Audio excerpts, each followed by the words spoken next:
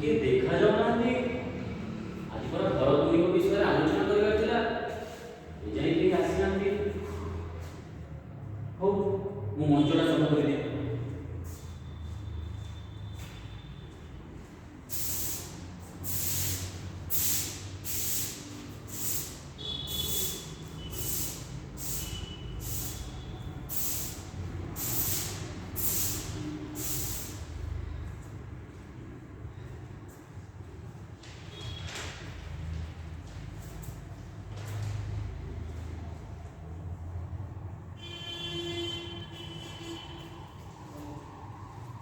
अरे भाई, आज तुम इतने देरी रे आसुଛ?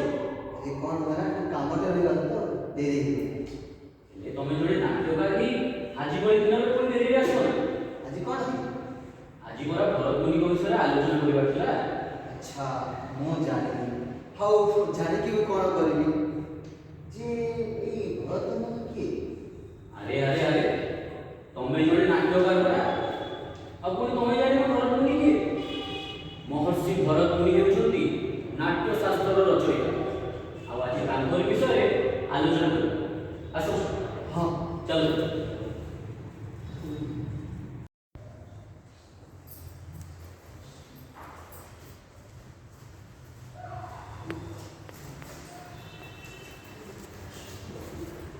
सब अच्छी चलो ठीक आया सब क्या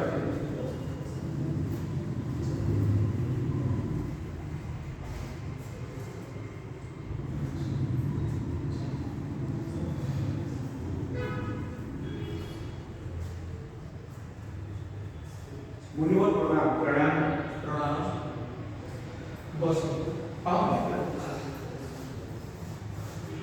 मुनिवर आपण लिखिଥିବା ନାଟ୍ୟଶାସ୍ତ୍ରରେ ପ୍ରକୃତରେ ସମାଜକୁ ଶିଖିବା ପାଇଁ କିଛି ଅଛି?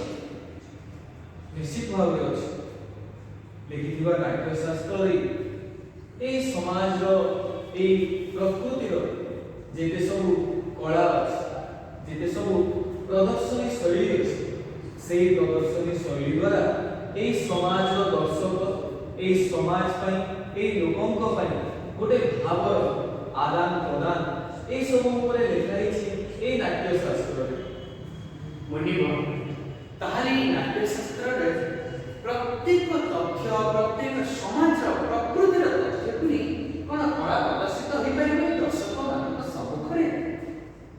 निश्चित भाव में प्रदर्शित हो पारे कारण ए प्रकृति ही आम सृष्टि ए धरापृष्ठ ए समाज ए मनुष्य जीवन ए जीव जंतु प्रत्येक जीव प्रत्येक प्राणी हृदय से शरीर में गोटे गोटे कला भगवान स्थापित कर सब कला समागम ए नाट्यशास्त्र द्वारा आम नाट्यशास्त्र अध्ययन द्वारा ए कलार परिपूर्णता प्रकाश कर कला द्वारा आम समाज को ए दर्शकों पाखरे आम निजर संदेश प्रदान कर सब संदेश पछरे गोटे मूल तथ्य कौन से मूल तथ्य है भगवान को सृष्टि ए जंगल वन ए नदी ह्रद पर्वत पशु पक्षी जीव जंतु एवं मनुष्य समस्त देहरे गोटे गोटे रस भरा मुनिवर से रस को कौन करा और हमें केमिति जानि परिबा से मनुष्य पशु पक्षी मान भितरे को प्रकार रस अछि? बहुत भल कथा पचार प्रत्येक हृदय प्रत्येक मन भितर भाव अच्छे आउे भाव अच्छी सेठारे रस अच्छे आम 8 प्रकार रस भाव आम यही नाट्यशास्त्र उल्लेख कर जो रस गुड़िक है हास्य करुण रौद्र वीर भयानक अद्भुत एवं विमर्श ये सब रस भाव उत्पन्न एवं ये सब जिनिस आम चारिपार्श्व सदा सर्वदा उपस्थित आम चारिपार्श्वे ये सब भाव सब बेले चली आमे नाट्यशास्त्र अध्ययन द्वारा ये सब जिनिस को आमे पठन कले आमे तार ज्ञान पाई परिबा को रस को भाव उत्पन्न होछि मुनिवर आपण जे कहले शृंगार रस से शृंगार रस की कोन श्रृंगार रस है प्रेम जो प्रेम भाव थाए सेठारे निश्चित भाव में आमे शृंगार रस जेपरिक आमे देखु श्रीकृष्ण पाखे आमे से प्रेम भाव सदा सर्वदा से आमे शृंगार रस उत्पन्न मुनिवर आपण लिखिଥିବା এই ନାଟ୍ୟଶାସ୍ତ୍ରରେ এই ପଞ୍ଚମ ବେଦ ବୋଲି କାହିଁକି नाट्यशास्त्र को पंचम वेद कहवा पछरे गोटे मूल तात्पर्य अछि जेतेबेले समाज रे चारि वेद सृष्टि हेतिला सेही चारि वेद को चारोटी ज्ञान रे विभक्त करा चारि वेद रे किछि ज्ञान आहरण जो ज्ञान को ए सामाजिक दर्शक सामाजिक व्यक्ति तार पठन करी ज्ञान आहरण करू सेही चारोटी वेद है ऋग्वेद सामवेद अथर्ववेद एवं यजुर्वेद ए सब वेद द्वारा लोक ज्ञान पाउ किंतु ए सब ज्ञान समस्त पाखरे पहुंची पारुनथिला समस्त ए ज्ञान पठन करि पारुनथिले किछि ज्ञान अभाव जो किछि जातिगत बारण जो ए सब ज्ञान समाज रे पहुंचेबा पई ए नाट्यशास्त्र ए रस भाव ए कला द्वारा ए लोकंक पाखरे पहुंचा जाए सेथि पई ए नाट्यशास्त्र को पंचम वेद बोली कुहाय ए नाट्यशास्त्र रे जेते सब प्रदर्शनी कला अछि संगीत कला नृत्य कला चारु कला ललित कला एवं नाट्य कला इत्यादि ए सब कला साधन द्वारा जड़े व्यक्ति कला समागम से दर्शकों पाखरे लोकों पाखरे से सामाजिक वार्ता किंबा सामाजिक ज्ञान से दर्शकों पाखरे पहुंचाई पारते ताले मुनिवर ताले पंचम वेदटा समाज हितकारक पई तो सहयोग करिबो निहाती भाବରେ एई पंचम वेदरे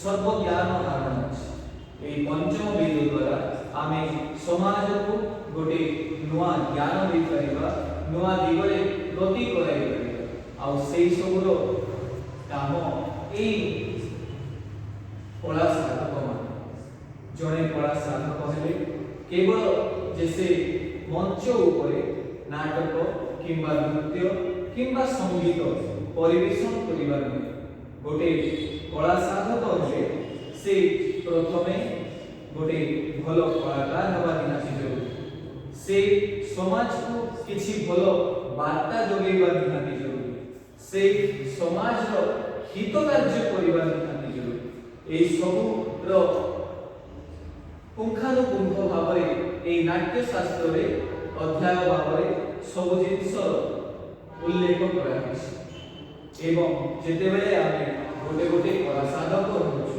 ए सब कला भगवान को भगवान को वरदान केवल आमे कलार मनोरंजन करिया पई नुहे समाज रो हित कार्य करिया पई भगवान हमको सेई कलार साधना करिया पई जन्म देछन आमे सेई कलार आगामी एवं भविष्य रे सेई कला को केमिति आगो नेबा सेई कला द्वारा समाज रो हित हो ता दिगरे हमको चेष्टा करिबा नितांत आवश्यक निश्चय मुनिवर आमे आपन ही बातटी मने रखिबो एवं ए नाट्य संस्कृति को आमे समाज का प्रत्येक हितकारक कार्य रे लगे निहाती भावे किंतु आउ गोटे कथा हमको मने रखिବାକୁ पड़िबो खाली नाट्य शास्त्र अध्ययन किंबा पठन द्वारा आमे कला साधन करि परिबा नाही आमको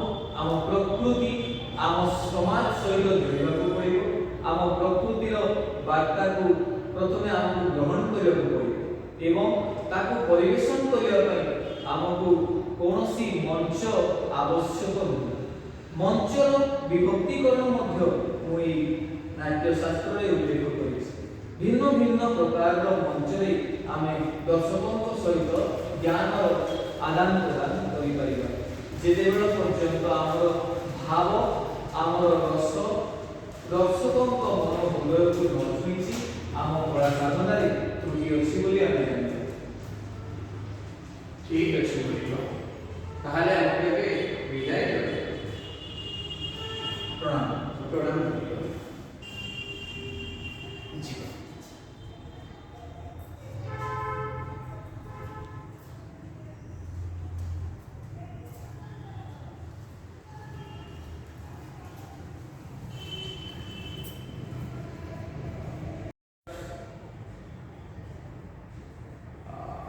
ବୁଝିଲ ଭାଇ, ଆମର ନାଟକ କଳା ହେଉ କିମ୍ବା ଯେକୌଣସି ପ୍ରଦର୍ଶନ କଳା, ସବୁ ପ୍ରଦର୍ଶନ କରିବାର କିଛି ଗୋଟେ ନିୟମାବଳୀ ଥାଏ। ଆମେ ତ ନାଟ୍ୟ କରୁ। ଆମେ ସବୁ ସେମାନେ ଯାହା ଘଟୁଛି ତାହା ଦର୍ଶକଙ୍କ ଆଗରେ ମଞ୍ଚରେ ପ୍ରଦର୍ଶନ କରୁ। ଆଉ ଆମେ ସବୁ ଏ ଘଟଣାକୁ ଯଦି ଦର୍ଶକଙ୍କ ଆଗରେ ପହଞ୍ଚାଇବାକୁ ହେଲେ ପ୍ରତ୍ୟେକ ସ୍ଥିତିର ବାସ୍ତବିକ ଛବି ପ୍ରଦର୍ଶନ କରିବାକୁ ପଡ଼ିବ। ସତ କଥା।